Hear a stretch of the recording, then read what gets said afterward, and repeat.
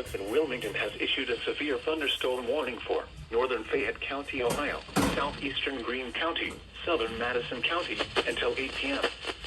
At 7:33 p.m., a severe thunderstorm was located near Jeffersonville, moving east at 30 miles an hour. Hazard, 60 miles an hour wind gusts and quarter-size hail.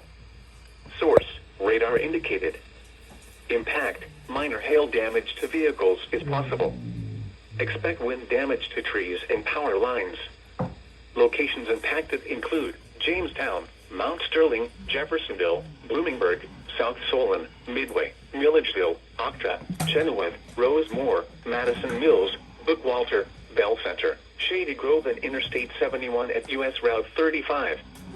This includes I-71 in Ohio between mile marker 61 and 85.